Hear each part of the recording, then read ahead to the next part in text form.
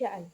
Assalamualaikum warahmatullahi wabarakatuh. Perkenalkan, nama saya Stiani Borusaragi dengan NIM 0306231052 dari Program Studi Pendidikan Guru Madrasah Ibtidaiyah, Fakultas Ilmu Tarbiyah dan Keguruan, Universitas Islam Negeri Sumatera Utara. Nah, teman-teman, di video kali ini saya akan mengajak teman-teman untuk mendiskusikan tentang kepalang merahan dengan materi kepemimpinan. Pengenalan kepemimpinan. Pemimpin adalah seseorang yang dapat memberikan pengaruh dan motivasi kepada diri sendiri maupun orang lain. Kepemimpinan adalah kemampuan atau proses mempengaruhi, memotivasi, dan mengarahkan orang lain untuk mencapai tujuan bersama. Seorang pemimpin tidak hanya memiliki otoritas formal, tetapi juga memiliki kemampuan untuk menginspirasi dan membimbing tim atau individu menuju pencapaian tertentu. Elemen penting kepemimpinan dalam komunikasi. Yang pertama, penyampaian pesan, yaitu sebuah proses diskusi, berbicara, bahkan pada saat saling memandang, sebenarnya sedang mencoba menyampaikan sesuatu kepada orang lain.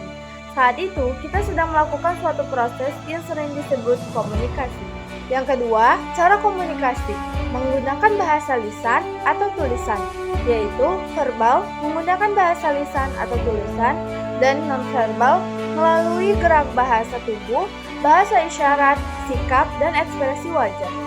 Yang ketiga, beberapa hal yang mendukung komunikasi, yaitu kenali diri sendiri, kenali orang lain, mau mendengarkan, memberi pernyataan yang jelas, memberi umpan balik, dan mau membuka diri. Yang keempat, hal-hal yang menghambat komunikasi antara lain egois, pemarah, lingkungan yang buruk, membeda-bedakan status sosial, dan permusuhan. Adapun elemen penting kepemimpinan dalam bekerja sama. Yang pertama, manfaat kerjasama. Kita bisa menyelesaikan tugas dengan waktu yang lebih cepat, pekerjaan yang berat menjadi ringan, dan kita bisa lebih akrab dengan teman-teman kerja kita. Yang kedua, faktor pendukung kerjasama.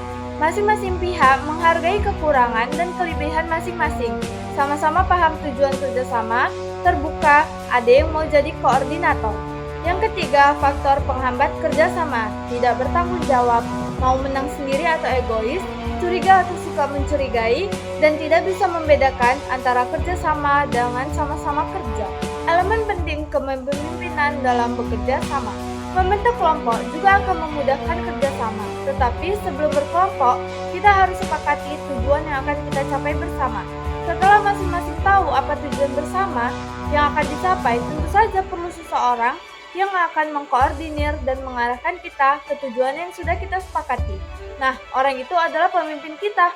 Kelompok yaitu kumpulan dua orang atau lebih yang saling berinteraksi dan saling mempengaruhi ke arah tujuan bersama. Kepemimpinan yang baik juga ditandai dengan kemampuan untuk mendelegasikan tugas secara efektif, memberikan umpan baik yang konstruktif, dan menciptakan sistem yang mendukung pencapaian tujuan organisasi. Pemimpin harus mampu menjaga keseimbangan antara pencapaian target dan kesejahteraan anggota tim. Tantangan dalam kepemimpinan modern termasuk mengelola keragaman, menghadapi perubahan teknologi, dan mempertahankan produktivitas dalam lingkungan yang kompetitif. Pemimpin harus terus mengembangkan diri dan belajar dari pengalaman untuk meningkatkan efektivitas kepemimpinan mereka.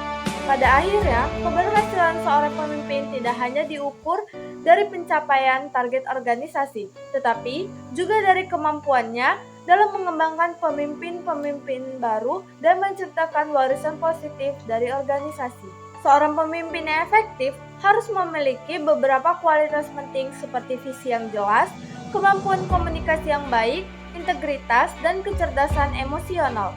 Mereka juga perlu memiliki kemampuan untuk mengelola konflik, mengambil keputusan strategis, dan membangun hubungan yang positif dengan semua pemangku kepentingan.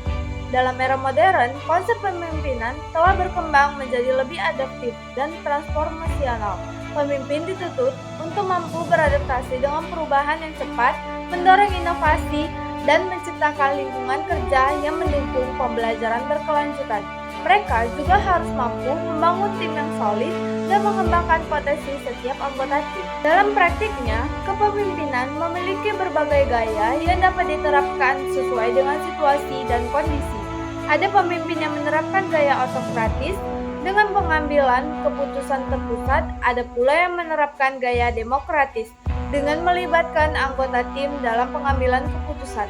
Masing-masing gaya memiliki kelebihan dan kekurangan yang perlu disesuaikan dengan konteks organisasi.